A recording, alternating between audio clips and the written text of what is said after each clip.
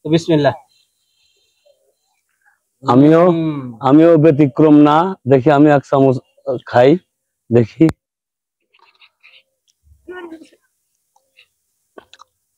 Wow wow, একেবারে fantastic. শুধু মশলা এবং মশলার ঘ্রাণ সত্যি অসাধারণ। প্রশংসার দাবিদার। এখন বাকিটুক আল্লাহ ভরসা।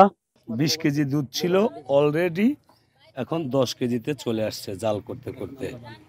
এখন আমরা মশলাগুলো দুধের সাথে মিশাবো। কবিরাজ নিজে নিজে 20 কেজি দুধ জাল করছে নিজে হাতে।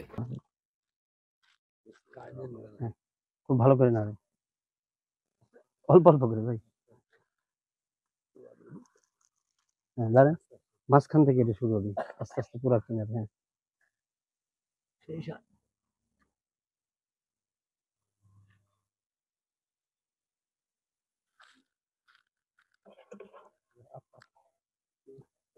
সেই সাথ বলে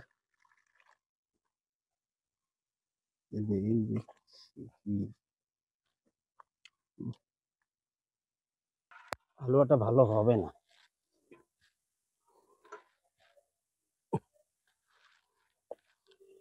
দেখতেছেন হালুয়া একদম হালুয়ার মতোই হয়ে গেছে। এটা একবারে নরম হবে না, আবার একবারে শক্ত। আমি দেবো না, কাপড় দেওয়া লাগবে না। কাকু একটু লাল নিও না, দরকার নেই, এটা লাগে। হয়ে গেল একেবারে পারফেক্ট হালুয়া। আমরা সবাই এখন খেয়ে টেস্ট করব যে আসলে কেমন সুস্বাদু হলো, কেমন স্বাদ। সাথে আমাদের কবিরাজ ছোট ভাই কিন্তু আব্দুল মমিন সাহেব আছেই। সে নিজেই এই কষ্ট করে সারাটা দিন শ্রম দিয়ে তারপরে এই হালুয়ার তৈরি হয়ে গেল। তো এখন আমরা খেয়ে টেস্ট করব, তারপর আপনাদের জানাতে পারবো যে আসলে কতটা সুস্বাদু। চা চামচের 1 চামচ খেতে হয় সকালে খাবার পর এবং রাতে খাবার পর। তো বিসমিল্লাহ।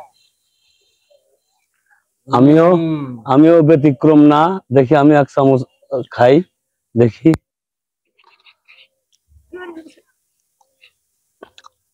ওয়াও ওয়াও, একেবারে ফ্যান্টাস্টিক। শুধু মশলা এবং মশলার ঘ্রাণ সত্যি অসাধারণ। প্রশংসার দাবিদার। এখন বাকিটুক আল্লাহ ভরসা। সকল রোগের মহা ঔষধ আল্লাহ তাআলা হাতে। এখন আমরা আমাদের মোমেন ভাই যতটুকু সাধ্য ছিল ততটুকু করেছে, তবে সব মিলিয়ে অসাধারণ লাগছে, খুব ভালো লাগছে। দেখা যাক, আমরা সবাই তার দীর্ঘায়ু কামনা করি, যেন মানব সেবায় এরকম মানুষের পাশে দাঁড়াতে পারে যুগ যুগান্তর।